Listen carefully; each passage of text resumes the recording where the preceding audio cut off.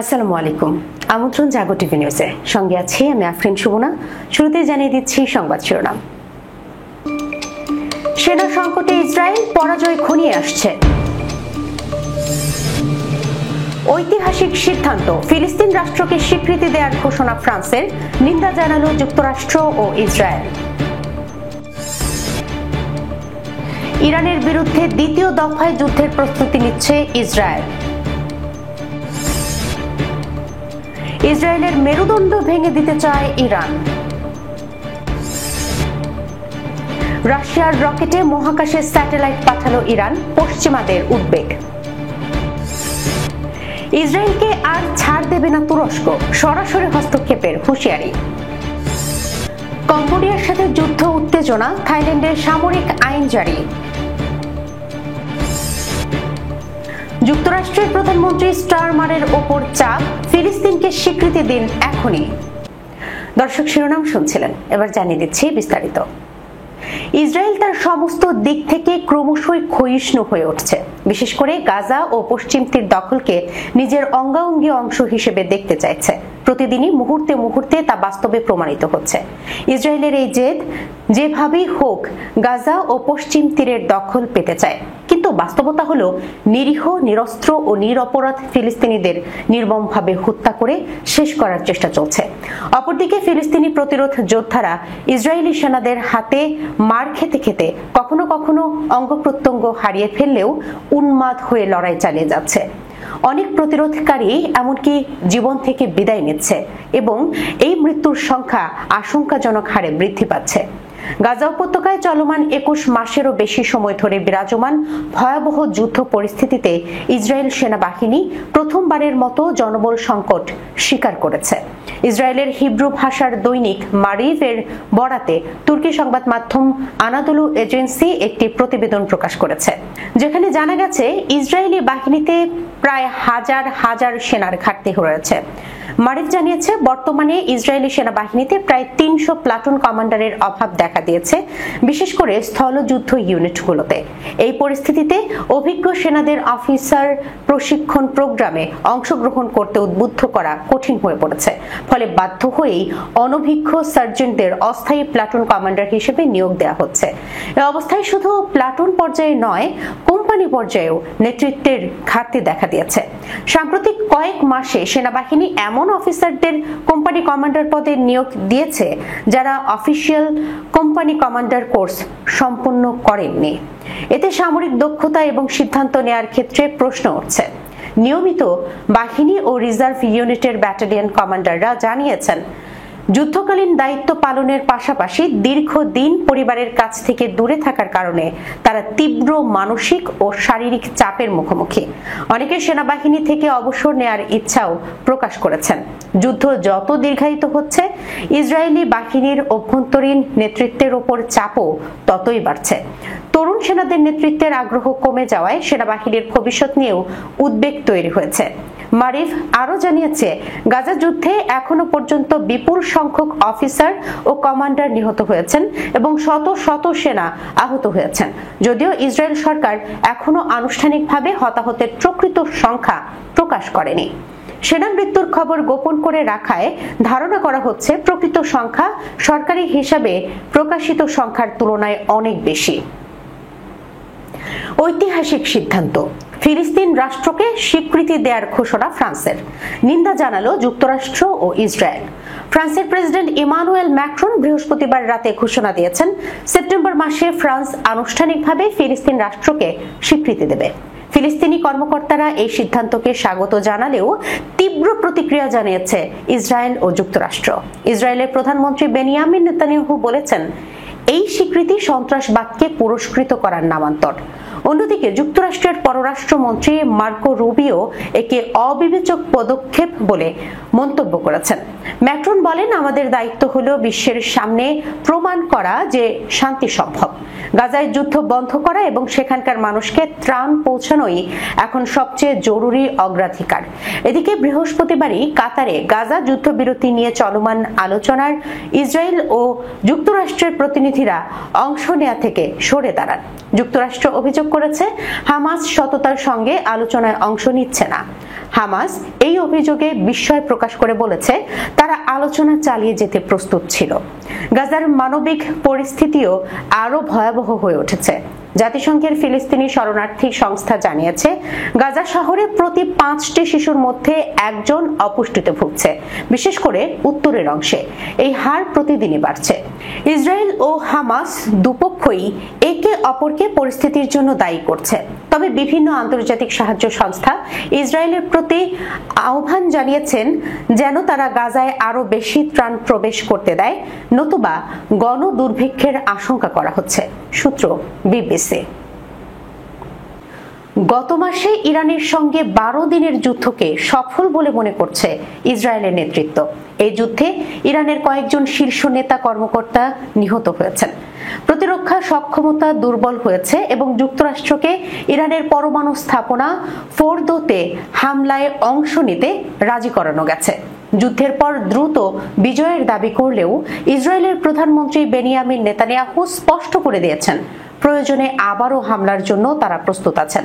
তিনি বলেন, আমি গ্যাসের প্যাডেল চাপা বন্ধ করার কোনো চিন্তাই করছি না। বিশ্লেষকদের মতে ইসরায়েল এরই মধ্যে সুযোগ খুঁজছে ইরানে আরেকটি ধ্বংসাত্মক যুদ্ধ শুরু করার, যার লক্ষ্য হবে পশ্চিম এশিয়ার ইসলামী এই প্রজাতন্ত্রটিকে নতজানু করা। তবে এ ধরনের যুদ্ধের জন্য যুক্তরাষ্ট্রের সম্মতি প্রয়োজন, যা পাওয়া সহজ নাও হতে পারে। গত জুনের মাঝামাঝি সময়ে ইসরায়েলের এক আকস্মিক হামলা থেকেই শুরু হয়েছিল যুদ্ধ, যাতে 1000-এর বেশি ইরানি ও 29 জন ইসরায়েলি নিহত হন। ইসরায়েল যুদ্ধের পক্ষে যুক্তি দিয়েছিল তারা ইরানের পরমাণু কর্মসূচি ধ্বংস করতে আত্মরক্ষার অংশ হিসেবে আগেভাগেই পদক্ষেপ নিচ্ছে, যদিও তেহরান শুরু থেকেই বলে আসছে তাদের কর্মসূচি শান্তিপূর্ণ বেসামরিক উদ্দেশ্যে পরিচালিত হচ্ছে। এ সপ্তাহে আল জাজিরাকে দেয়া এক সাক্ষাৎকারে ইরানের প্রেসিডেন্ট মাসুদ পেজেশকিয়ান জানান, বর্তমানে অস্ত্রবিরতি চললেও সেটি কতদিন থাকবে তা নিয়ে তিনি সন্দিহান। তিনি বলেন, ইসরায়েল আবার কোনো হামলা চালালে আমরা সম্পূর্ণ প্রস্তুত। আমাদের সেনাবাহিনী আবারও ইসরায়েলের গভীরে আঘাত হানতে পারবে। আরেকবার যুদ্ধ বাঁধলে ইসরায়েলের সামরিক ও অর্থনৈতিক মেরুদণ্ড চূর্ণ হয়ে যাবে বলে মন্তব্য করেছেন ইরানের বিশিষ্ট ধর্মীয় নেতা আবু তোরাবি ফেরদ। ইসরায়েলের সঙ্গে সম্প্রতি সমাপ্ত 12 দিনের যুদ্ধে ইরানের বিজয় গাথা তুলে ধরে এবং ভবিষ্যৎ প্রস্তুতির বার্তা দিয়ে আজ শুক্রবারের খুতবায় তিনি এই মন্তব্য করেন। আবু তোরাবি ফেরদ বলেন, শত্রুর আগ্রাসনের প্রথম মুহূর্ত থেকেই ইরানি জনগণ যে জাতীয় ঐক্য, সংহতি ও দেশপ্রেমের দৃষ্টান্ত স্থাপন করেছে তা অতুলনীয়। আমরা ঐক্য, জ্ঞান, বিশ্বাস ও নৈতিকতার মাধ্যমে এ শক্তিকে রক্ষা করব। তিনি জানান, হিব্রু, আরব ও পশ্চিমা ভাষার 20টিরও বেশি সরকারি সূত্র থেকে প্রাপ্ত তথ্য অনুযায়ী এ যুদ্ধ ছিল তেল আবিবের ইতিহাসে অন্যতম জটিল কৌশলগত চ্যালেঞ্জ। ইরানি হামলায় ইসরায়েল প্রায় 30 থেকে 35 বিলিয়ন ডলারের ক্ষতির মুখে পড়েছে, যা দেশটির জিডিপির 8% সমান। তিনি আরো বলেন, যদিও ইরানি বাহিনী এখনো সম্পূর্ণ প্রস্তুত, তবু ইসরায়েল এরই মধ্যে বুঝে গেছে পরবর্তী কোনো ভুল পদক্ষেপ তাদের অস্তিত্বকেই হুমকির মুখে ফেলবে। রাশিয়ার রকেট দিয়ে মহাকাশে নাহিদ 2 নামের একটি স্যাটেলাইট উৎক্ষেপণ করেছে ইরান। আজ শুক্রবার ইরানি রাষ্ট্র টেলিভিশনের এক প্রতিবেদনের বরাত দিয়ে এ তথ্য জানিয়েছে কাতার ভিত্তিক সংবাদ মাধ্যম আল জাজিরা। এতে বলা হয়, 110 কেজি ওজনের এই স্যাটেলাইটটি সম্পূর্ণভাবে ইরানি প্রকৌশলীদের দ্বারা ডিজাইন ও নির্মিত হয়েছে। রাশিয়ার ভোস্তোচনি কসমোড্রোম থেকে রুশ সোয়ুজ রকেটের মাধ্যমে এটি উৎক্ষেপণ করা হয়। ইরানের মহাকাশ গবেষণার এই অগ্রগতি পশ্চিমা দেশগুলোর মধ্যে নতুন করে উদ্বেগের জন্ম দিয়েছে। তাদের আশঙ্কা, ইরানের মহাকাশ প্রযুক্তি তার ব্যালিস্টিক ক্ষেপণাস্ত্র কর্মসূচিকে উন্নত করতে ব্যবহার করা হতে পারে। এই স্যাটেলাইট উৎক্ষেপণের ঘোষণা এমন এক সময় এলো যখন তুরস্কের ইস্তানবুলে ইরান ও ইউরোপীয় দেশ ব্রিটেন, ফ্রান্স এবং জার্মানির মধ্যে নতুন পারমাণবিক আলোচনা শুরু হয়েছে। গত জুনের মাঝামাঝি সময়ে ইসরায়েল ইরানে হামলা চালায়, যার জেরে শুরু হয় 12 দিনের সংঘাত। এরপর যুক্তরাষ্ট্র ইরানের পারমাণবিক স্থাপনায় হামলা চালায়। এই প্রেক্ষাপটেই আলোচনায় বসেছে সংশ্লিষ্ট দেশগুলো। সিরিয়া ইস্যুতে ইসরায়েলের কর্মকাণ্ডের বিরুদ্ধে এবার সরাসরি যুদ্ধের হুমকি দিল তুরস্ক। দেশটির পররাষ্ট্র নীতিতে এক উত্তপ্ত মোড় এনে সিরিয়ায় তুরস্কের সরাসরি হস্তক্ষেপের ঘোষণা দিয়েছেন তুর্কি পররাষ্ট্রমন্ত্রী হাকান ফিদান। বিশ্লেষকদের মতে এর মাধ্যমে তুরস্ক কার্যত যুদ্ধের হুঁশিয়ারি দিল ইসরায়েলকে। আঙ্কারা অভিযোগ করেছে সিরিয়াকে বিভক্ত করার গভীর চক্রান্তে লিপ্ত হয়েছে দখলদার ইসরায়েল। তাদের নীল নকশা বাস্তবায়নে দামেস্কের গুরুত্বপূর্ণ স্থাপনাগুলোর উপর একের পর এক বোমা হামলা চালানো হচ্ছে। ইসরায়েলি প্রধানমন্ত্রী বেনিয়ামিন নেতানিয়াহুর নেতৃত্বে এই হামলাগুলোর পেছনে রয়েছে আল আহমেদ আল শারার নামে বিভক্তিকরণমূলক পরিকল্পনা, এমনটাই মনে করছে তুর্কি কর্তৃপক্ষ। তবে এই ষড়যন্ত্রের বিরুদ্ধে কঠোর অবস্থান নিয়েছে আঙ্কারা। হাকান ফিদান মঙ্গলবার এক বিবৃতিতে বলেন, সিরিয়াকে বিভক্ত করার যে কোনো প্রচেষ্টা থামাতে তুরস্ক সরাসরি হস্তক্ষেপ করবে। তিনি আরো বলেন, দক্ষিণ সিরিয়ার সংঘর্ষ সৃষ্টির মাধ্যমে কোনো মিলিশিয়া গোষ্ঠীর স্বায়ত্ত শাসন অর্জনের প্রচেষ্টা বরদাস্ত করা হবে না। সম্প্রতি সিরিয়ার দক্ষিণাঞ্চলে দ্রুজ ও বেদুইন সম্প্রদায়ের মধ্যে সংঘর্ষকে কেন্দ্র করে পরিস্থিতি আরো উত্তপ্ত হয়ে উঠেছে। তুরস্কের মতে এই সংঘর্ষের পেছনেও রয়েছে ইসরায়েলের কূটকৌশল। দ্রুজদের অজুহাত বানিয়ে সিরিয়ার অভ্যন্তরে সামরিক হস্তক্ষেপ করছে দখলদার বাহিনী। হাকান ফিদান অভিযোগ করেন, ইসরায়েল একটি বিভক্ত, দুর্বল ও অস্থিতিশীল সিরিয়া চায়, যেটি গোটা অঞ্চলের জন্য একটি বোঝায় পরিণত হবে। এই নীতির সুযোগ নিতে তৎপর কুর্দি মিলিশিয়ারা। তবে তিনি জোর দিয়ে বলেন, আমরা এই কূটচাল কখনোই সফল হতে দেব না। এদিকে তুরস্কের প্রেসিডেন্ট রিসেপ তাইপ এরদোয়ানও সম্প্রতি এক ভাষণে সিরিয়ার অখণ্ডতা রক্ষার অঙ্গীকার পুনর্ব্যক্ত করেন। তিনি বলেন, সিরিয়াকে কখনোই বিভক্ত হতে দেয়া হবে না। এই নীতিই ভবিষ্যতেও তুরস্কের অবস্থান হবে। পাশাপাশি ইসরায়েলকে এই অঞ্চলে অতিথি ও সন্ত্রাসী রাষ্ট্র হিসেবেও আখ্যায়িত করেন তিনি। তুর্কি পররাষ্ট্রমন্ত্রী হাকান ফিদান আরো হুঁশিয়ারি দিয়ে বলেন, এই অঞ্চলের গোষ্ঠীগুলো যেন এই ধরনের অরাজকতাকে কৌশলগত সুযোগ হিসেবে না দেখে, কারণ এমন প্রচেষ্টা তাদের বড় ধরনের বিপর্যয়ের মুখে ঠেলে দিতে পারে। কম্বোডিয়ার সাথে যুদ্ধ উত্তেজনা, থাইল্যান্ডের সামরিক আইন জারি। সংঘাতের পর কম্বোডিয়ার সীমান্তবর্তী 8 জেলায় সামরিক আইন জারি করেছে থাইল্যান্ড। আজ শুক্রবার বার্তা সংস্থা এএফপির প্রতিবেদনে এ তথ্য জানানো হয়। এতে বলা হয়, টানা দ্বিতীয় দিন দুই দেশের মধ্যে প্রাণঘাতী সংঘর্ষ চলায় এ সিদ্ধান্ত নেওয়া হয়েছে। থাই সেনাবাহিনীর বর্ডার ডিফেন্স কমান্ডার অ্যাপিচার্ট সাপ্রাসের্ট এক বিবৃতিতে জানান, চান্থাবুরি প্রদেশের 7টি এবং ট্রাট প্রদেশের 1টি জেলায় এখন সামরিক আইন কার্যকর রয়েছে। এদিকে শুক্রবার দ্বিতীয় দিনের পাল্টাপাল্টি হামলায় উত্তপ্ত থাই কম্বোডীয় সীমান্ত। 2 দিনে নিহতের সংখ্যা 16 জন, বাস্তুচ্যুত 1,30,000। এই সংঘাত যুদ্ধে রূপ নিতে পারে বলে আশঙ্কা প্রকাশ করেছেন থাইল্যান্ডের ভারপ্রাপ্ত প্রধানমন্ত্রী ফুমথাম ওয়েচায়াচাই। সংলাপের মাধ্যমে সংকট সমাধানের আহ্বান জানিয়েছে যুক্তরাষ্ট্র ও চীন। কম্বোডিয়ার প্রধানমন্ত্রীর অনুরোধে আজ জরুরি অধিবেশন বসতে যাচ্ছে জাতিসংঘের নিরাপত্তা পরিষদ। গত 16 ও 23 জুলাই কম্বোডিয়ান ল্যান্ডমাইন বিস্ফোরণে 6 জন আহত সহ অঙ্গহানি হয় 2 থাই সেনার। গত বৃহস্পতিবার বিমান হামলা করে এ ঘটনার জবাব দেয় থাইল্যান্ড। অভিযোগ করে বেসামরিকদের টার্গেট করেছে কম্বোডিয়ান সেনারা। এর আগে মে মাসের সংঘর্ষে নিহত হন এক কম্বোডিয়ান সেনা। এতেই দুপক্ষের মধ্যে ছড়ায় সংঘাতের উত্তাপ। সেই আঁচেই পুড়ছে সীমান্তবর্তী জনজীবন। আত্মরক্ষায় পাল্টাপাল্টি হামলা জানিয়ে একে অন্যকে দুষছে। উত্তেজনা কমানোর কথা বললেও বাস্তবতা ভিন্ন। সীমান্তে সেনা বাড়াচ্ছে থাইল্যান্ড, কম্বোডিয়া। সীমান্ত বন্ধ করে বিদ্যুৎ ও ইন্টারনেট বন্ধের হুমকি দেয় ব্যাংকক। জবাবে থাই পণ্য নিষিদ্ধ করে কম্বোডিয়া। সহযোগিতা প্রতিদ্বন্দ্বিতায় জটিল থাইল্যান্ড কম্বোডিয়ার কূটনৈতিক সম্পর্ক। তাদের মধ্যে আছে 817 কিলোমিটার সীমান্ত। সেখানে 2011 সালে এক মন্দির ঘিরে দুপক্ষের সংঘর্ষে নিহত হয়েছিল অন্তত 20 জন।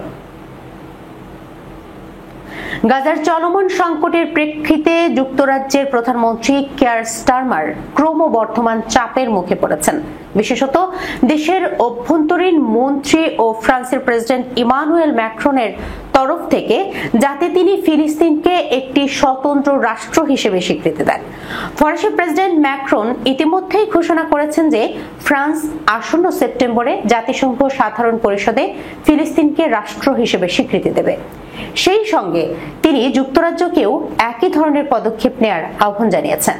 এ বিষয়ে প্রতিক্রিয়া জানিয়ে স্টারমার বলেন, ফিলিস্তিনের রাষ্ট্রীয় স্বীকৃতি একটি অধিকার, তবে তিনি এখনো সময়ের ব্যাপারে কোনো প্রতিশ্রুতি দেননি। তার এই অনিশ্চয়তা সরকারের ভেতরে অসন্তোষ সৃষ্টি করেছে। স্টারমারের নিজ দল ও মন্ত্রিসভার একাধিক সদস্য মনে করছেন আরও দেরি না করে এখনই পদক্ষেপ নেওয়া প্রয়োজন। তাদের ভাষায় এই মুহূর্তে সন্ত্রাসী ও নৈতিক নেতৃত্ব জরুরি। ফিলিস্তিন প্রশ্নে যুক্তরাজ্যের অবস্থান নিয়ে এই চাপ এবং আন্তর্জাতিক সহানুভূতির ঢেউ আগামী সপ্তাহগুলোতে স্টারমার সরকারের পররাষ্ট্রনীতিতে বড় ধরনের পরিবর্তনের ইঙ্গিত দিতে পারে। সূত্র ব্লুমবার্গ।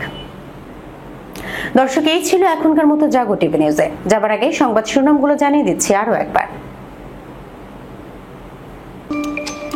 সেনা সংকটে ইসরায়েল পরাজয় ঘনিয়ে আসছে। ঐতিহাসিক সিদ্ধান্ত, ফিলিস্তিন রাষ্ট্রকে স্বীকৃতি দেওয়ার ঘোষণা ফ্রান্সের, নিন্দা জানালো যুক্তরাষ্ট্র ও ইসরায়েল। ইরানের বিরুদ্ধে দ্বিতীয় দফায় যুদ্ধের প্রস্তুতি নিচ্ছে ইসরায়েল। ইসরায়েলের মেরুদণ্ড ভেঙে দিতে চায় ইরান। রাশিয়ার রকেটে মহাকাশে স্যাটেলাইট পাঠালো ইরান, পশ্চিমাদের উদ্বেগ। ইসরায়েলকে আর ছাড় দেবে না তুরস্ক, সরাসরি হস্তক্ষেপের হুঁশিয়ারি। কম্বোডিয়ার সাথে যুদ্ধ উত্তেজনা, থাইল্যান্ডের সামরিক আইন জারি। যুক্তরাষ্ট্রের প্রধানমন্ত্রী স্টারমারের ওপর চাপ, ফিলিস্তিনকে স্বীকৃতি দিন এখনই। এখনকার মতো এই পর্যন্তই। এতক্ষণ পর্যন্ত যারা সঙ্গে ছিলেন সবাইকে অসংখ্য ধন্যবাদ। আল্লাহ হাফেজ।